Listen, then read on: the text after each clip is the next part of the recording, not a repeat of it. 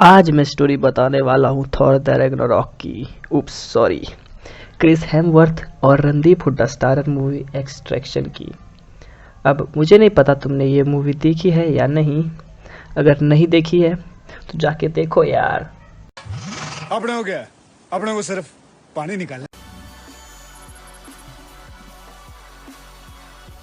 Hello दोस्तों, कैसे cut रहे हैं आपके दिन इस लॉकडाउन में? मेरे तो बहुत मजे हैं। सीरियसली खैर, मैंने परसों ही एक्सट्रैक्शन देखी तो सोचा वीडियो बना दूं, तो बस बना दी। तो कहानी के पहले सीन में हम व्यूअर्स बांग्लादेश को देखते हैं, जहां टाइलर गन के साथ एक ब्रिज पे भाग रहा होता है और बांग्लादेशी पुलिस वालों को मार रहा होता है।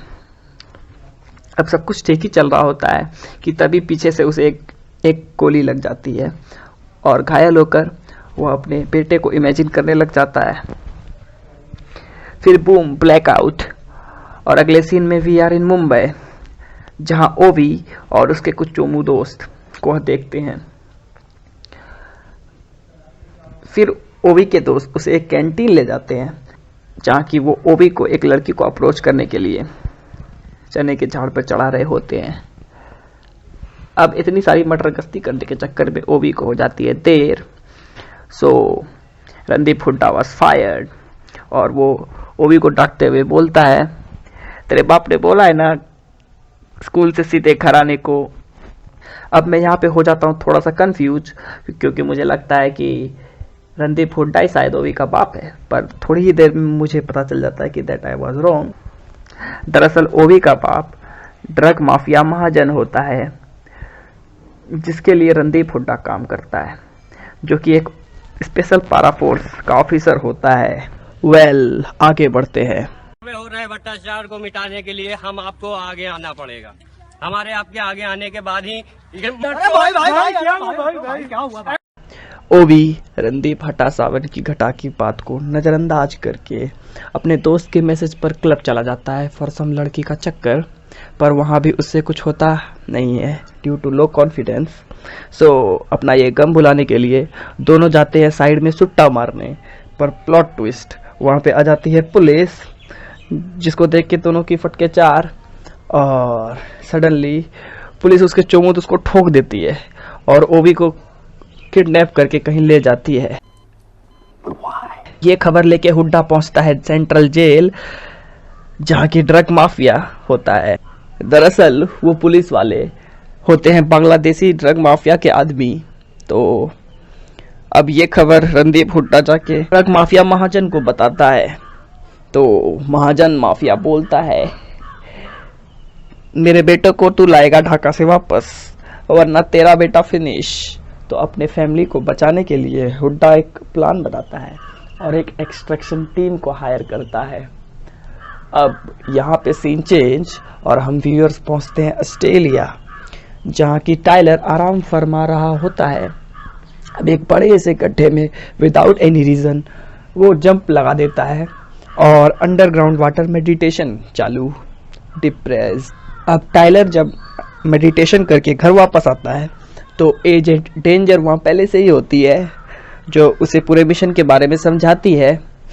ओवी महाजन जिसको बचाना है, उसका बाप mafia Mahajan, and Bangladesh drug mafia Aamir Ashif, और बांग्लादेश के सिनेरियो के बारे में। तो टाइलर एंड पूरी टीम पूरी तैयारी के साथ ढाका पहुंच जाती है टू रेस्क्यू ओवी। फिर टाइलर अकेले किडनैपर से मिलने जाता है फॉर सम सिक्योरिटी रीजंस, पर लौटते वक्त उसके अंदर का थॉर जाग जाता है और सबको गोली मार के ओवी द होस्टेज को छोड़ा के वहां से वो भाग जाता है बड़े आराम से। अब इधर बांग्लादेशी डॉन बच्चों की क्लास लगा रहा होता है, जिसमें वो एक लड़के को अंगूठा काटने को कहता है, but the boy was lucky, क्योंकि वहां पे आ जाता है करप्ट बांग्लादेशी जनरल। ओवी के भागने के बारे में जब डॉन माफिया को पता चलता है तो वो बौखला जाता है और वो पूरे बांग्लादेश को सील करवा देता है। टाइलर अपने प्लान के हिसाब से जंगल से होकर अपने बोट की ओर जा रहा होता है कि तभी हुड्डा पलटी मार देता है और टाइलर के सभी साथियों को मार देता है। फिर एजेंट कॉल करके टाइलर को बताती है कि हुड्डा ने सबको चूतिया बनाया। अब फिर इसके बाद हो जाती है पकड़ा पकड़ी शुरू।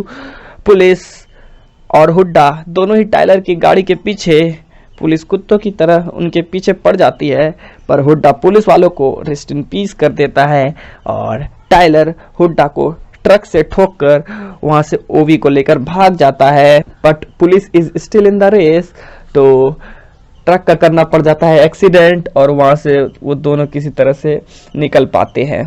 पर पुलिस और डॉन के गुंडे सभी दोनों के पीछे अभी भी थे और टाइलर भी घायल हो चुका था। सो टाइलर अपने दोस्त की मदद लेता है जो कि ढाका में ही रह रहा था। फिर दोनों निक के घर पहुंच जाते हैं। कुछ देर निक से बात करने के बाद टाइलर ऊपर के कमरे में ओवी के पास जाकर बैठता है, तो ओवी से उसकी कुछ बातचीत होती है और बातचीत के दौरान पता चलता है कि टाइलर का एक बेटा था जो कैंसर से मर गया था। पर कुछ ही देर बाद निक वापस आ जाता है और ओवी को मारने के लिए कहता है। But Tyler is now emotionally attached with ओवी, सो दोनों में झगड़ा शुरू। निक एक लकड़ी से टाइलर को मारने वाला ही होता है कि तभी वहां पे ओवी आ जाता है विद गन और निक का कर देता है इनकाउंटर। So sad. अब टाइलर को ओवी को बचाना होता है, सो उसे कोई और रास्ता नहीं मिलता और वो हुड्डा की मदद ले लेता है। टाइलर एक प्लान बनाता है और बोलता है हमें 2 नाकाबंदी को पार करना है, फिर बच्चा सेफ। सो मैं पुलिस वालों को डिस्टर्ब करेगा और तुम बच्चे को लेकर निकल जाना, सिंपल। और फिर से फाइट शुरू। पूरा इलाका धुआं धुआं, बम मारेंगे कि इलाका धुआं धुआं हो जाएगा। अब धुएं का फायदा उठा के हुड्डा पहली नाकाबंदी से निकल जाता है और द लास्ट ब्रिज पे पहुंच जाता है। इधर डॉन दूरबीन से नाकाबंदी पर नजर रख रहा होता है। इधर ब्रिज पर हुड्डा ओवी के साथ पकड़ा जाता है और ब्रिज पे भी मारामारी चालू। कुछ देर में टाइलर भी ब्रिज पे पहुंच जाता है और पुलिस वालों को मारना शुरू कर देता है। उसी समय हुड्डा को जनरल बांग्लादेशी एटेक्स स्कोप से हेडशॉट दे देता है and Randeep Hooda rest in peace.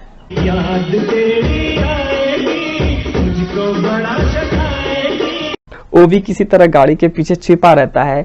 General अब टाइलर को एक बॉडी शॉट देता है, बट एजेंट डेंजर जनरल को हेडशॉट दे देती है। अब हम मूवी के स्टार्टिंग पॉइंट पर पहुंच जाते हैं जहां टाइलर को उसका बेटा दिखाई देता है।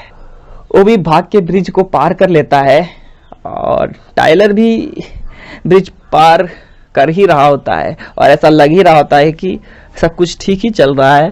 बट पीछे से उसके गर्दन पे एक गोली लग जाती है। टाइलर को उसके बेटे की अब साफ इमेज दिखाई पड़ती है, बट गोली लगने से वो नदी में गिर जाता है। शायद उसकी मौत हो जाती है, may be, I am not sure.